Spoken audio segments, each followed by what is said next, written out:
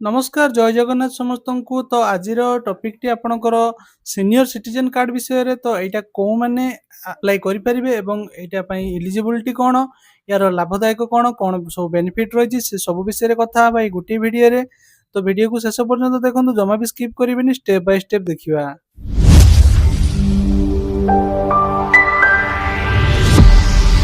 तो देखो senior citizen card माने आपणकर होची सरकार द्वारा प्रदत्त एक परिचय पत्र जहाँकि 60 वर्ष बा ताठू अधिक वयस्क व्यक्ति को विभिन्न सुविधा एवं सरकारी योजना रे लाभ पाइबार साहाय्य करिथाए। एही कार्ड माध्यम रे वरिष्ठ नागरिक माने यात्रा स्वास्थ्य सेवा एवं बैंकिंग क्षेत्र में विशेष रियायती पाइथांती। तो एही कार्ड रो मुख्य फायदा एवं आवेदन प्रक्रिया कौन? सीनियर सिटीजन कार्ड रो लाभ है आपण यात्रा रिहाती स्वास्थ्य सेवा बैंकिंग सुविधा आयकर छाड़ एवं अग्राधिकार यह सब बेनिफिट पाइपर। तो यात्रा रिहाती रे केमिति बेनिफिट पाइबे ना ओडिशा राज्य परिवहन बस रे 25% रिहाती सहित ट्रेन एवं विमान यात्रा टिकट रो मध्य रिहाती मिलता है। स्वास्थ्य सेवा कौन ना सरकारी डाक्तरखाना रे मागणा चिकित्सा एवं किसी घरोई हॉस्पिटल रे विशेष रिहाती सुविधा मिलता है। बैंकिंग सुविधा कौन ना बैंक रे फिक्स्ड डिपोजिट ऊपर साधारण लोकों अपेक्षा अधिक सुधार मिलता है। आयकर छाड़ कौन ना टैक्स ऊपर टैक्स छाड़ पाई वरिष्ठ नागरिक क्षेत्र में अधिक सीमा धार्य करा जायछे। अग्राधिकार कौन ना बैंक एवं सरकारी ऑफिस रे लंबा लाइन ले छिड़ा न होई अग्राधिकार भाव सेवा पाई परिबे। तो एथिपई योग्यता कौन ना आवेदनकारी ओडिशार स्थायी बासिंदा हेतिया दरकार एवं तांको बयस 60 किंबा 60 रु अधिक होतबा जरूरी।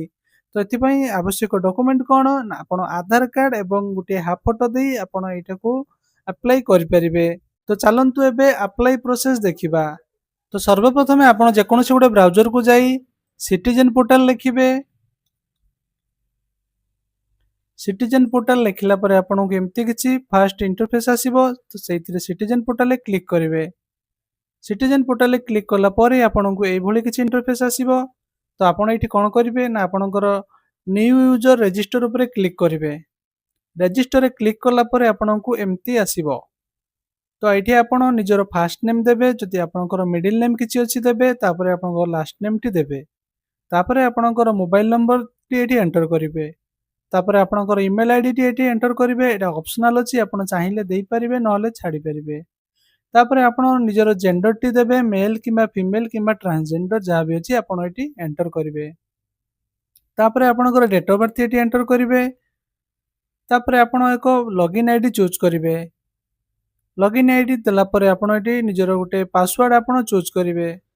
पासवर्ड देई आपण एठी सबमिट ऊपर क्लिक कला परे आपणको गोटे ओटीपी आसीबो। ओटीपी देई वेरीफाई कला परे आपणकर जो देइथिबा लॉगिन आईडी एवं पासवर्ड द्वारा आपण याकू लॉगिन करिवे। तो लॉगिन पेज को एबे हमें जिबा। तो देखंतु एटा हमर लॉगिन पेज थिला। आपण जो पासवर्ड देइकरी बनेइथिले एवं लॉगिन आईडी देकी बनेइथिले सेठी एठी सही लॉगिन आईडी एवं पासवर्ड टी एंटर करिवे। पासवर्ड टी एंटर कला परे आपनको एठी कैप्चा कोड देखा जाउची से कैप्चा कोड टी आपण एठी एंटर करिवे। लॉगिन आईडी पासवर्ड देला परे आपणकर ओटीपी आसीबो। आपण एठी ओटीपी टी एंटर कर देबे। आपणकर जो रजिस्टर मोबाइल नंबर देइथिले सेइतरे ही ओटीपी आसीबो। आपण से ओटीपी टी को एठी देइ देला परे आपण एठी लॉगिन हे जिवो। आपनको पेज टी एई भले किछि आसीबो। तो लॉगिन हैला परे आपण एठी कोन करिवे तळकु आसीबे देखिबे एठी ORTPSA ओडिसा लेखा अछि। तो आपण एठी क्लिक करिवे। क्लिक कला परे आपणकर एठी सीनियर सिटीजन ऑप्शन टी आसीबो। तो सीनियर सिटीजन रजिस्ट्रेशन ऊपर आपण क्लिक करिवे। तो एई पेज टी को आसिला परे आपण एठी देखिबे आपणकर यूआईडी माने आपणकर आधार नंबर टी एठी एंटर कर देबे। तापरे फर्स्ट नेम रे आपणकर नाम टी देई देबे फर्स्ट नेम। जदि मिडिल नेम किछि अछि मिडिल नेम रे देबे। तापरे आपणकर लास्ट नेम टी एठी एंटर कर देबे। तापरे आपण रिलेशनशिप टाइप रे एठी फादर चूज करी बापाଙ୍କ नाम टी एठी लिखि परिबे रिलेटिव नेम जगह रे। तापरे आइडेंटिफिकेशन टाइप रे आपण एठी आधार चूज करिवे। आधार चूज कला परे आपणकर आधार नंबर टी एठी एंटर कर देबे। तापरे आपण एठी इमरजेंसी कांटेक्ट पर्सन जदि आपणकर का ना देबे ताले तांकर नाम टी एवं साइड रे तांकर मोबाइल नंबर टी एंटर करिवे। तापरे आपणकर एठी जेंडर टी चूज करिवे। तापरे आपणकर मोबाइल नंबर टी एठी देई देबे। तो एतिकी कला परे आपणकर तळे डेट ऑफ बर्थ टी आपण देई देबे। डेट ऑफ बर्थ देला परे आपण तळकु आसीबे। तळकु आसिला परे देखिबे आपणकर देखंतु एठी आपणको तीनोटी जिंस अपलोड करिया पई कहूची जोटा कि आपणकर upload address proof upload identity proof, upload photograph. तो एड्रेस प्रूफ जगह आम आधार कार्ड दे परिबा एवं आइडेंटिटी प्रूफ जगह भी आधार कार्ड टी अपलोड करि परिबा। फोटोग्राफ जगह आपण निजर हाफ फोटोटी अपलोड करेंगे। तो ये सब अपलोड कर सारा परे आपण एड्रेस को आसीबे। एड्रेस को आसिला परे आपण निजर एड्रेस टी भर्ती करेंगे। जो गुड़ाक स्टार मार्क अच्छी आपन से स्टार मार्क ही केवल भर्ती करेंगे, आउ सब स्किप करेंगे।